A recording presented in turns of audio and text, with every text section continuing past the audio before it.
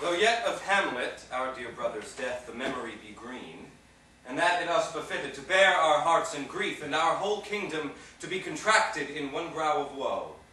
Yet, so far, hath discretion fought with nature, that we, with wisest sorrow, think on him, together with remembrance of ourselves. Therefore, our sometime sister, now our queen, the imperial jointress to this warlike state have we, as 'twere with a defeated joy, with mirth in funeral, and with dirge in marriage taken to wife. Nor have we here embarred your better wisdoms, which have freely gone with this affair along, for all our thanks. Now follows that you know young Fortinbras, holding a weak supposal of our worth, or thinking by our late dear brother's death our state to be disjoint and out of frame, colleagued with the dream of his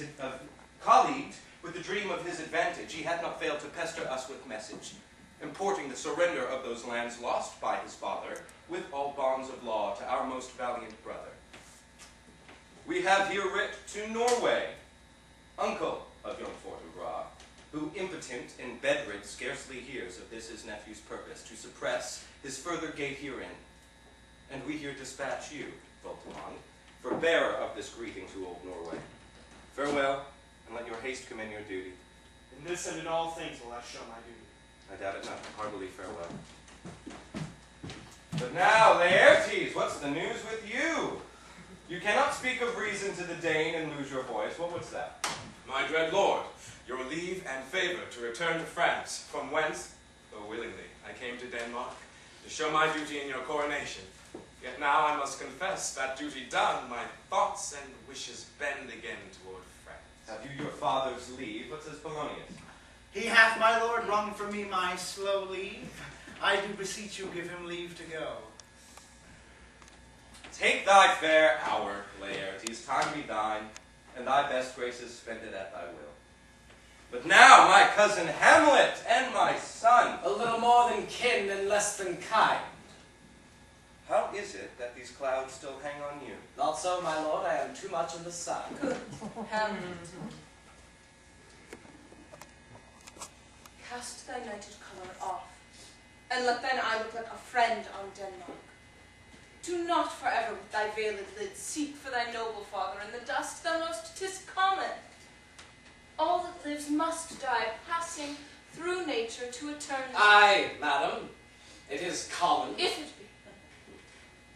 Why seems it so particular with thee? Seems, madam, nay, it is, I know not seems.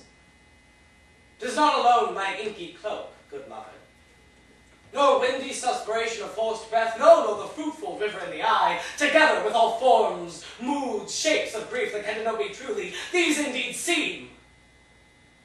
For they are actions that a man might play. But I have that within which passeth show.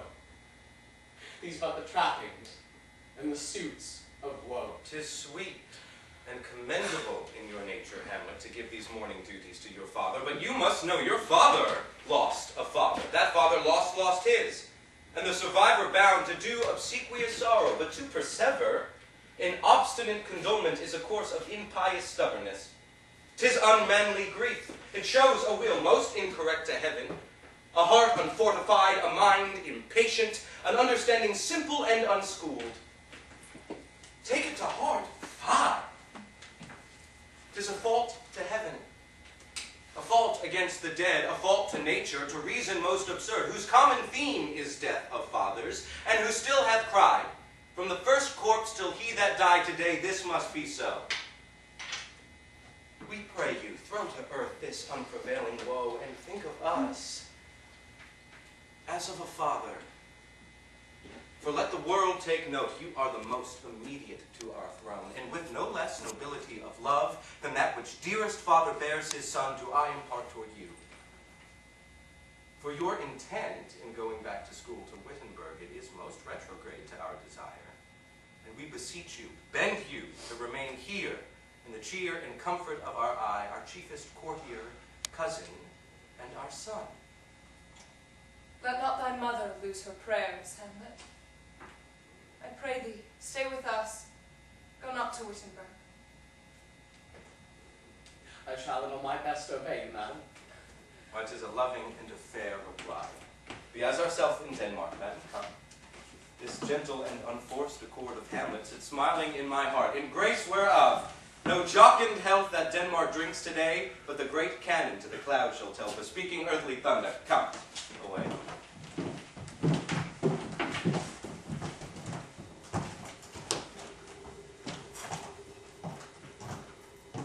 Oh, that this too solid flesh would melt, thaw, and resolve itself into a dew.